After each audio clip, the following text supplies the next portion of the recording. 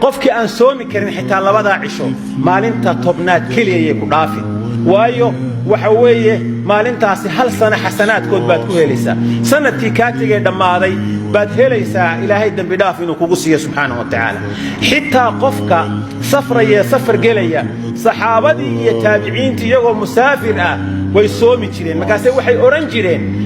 soonta hadii la afuro maalmo kale waa la qalayn karaa laakiin caashuura haday ku dhaafto waa say ku dhaafto xitaa qofka waxaanu leenahay soonkii rabadaanta wax lagaga leeyahay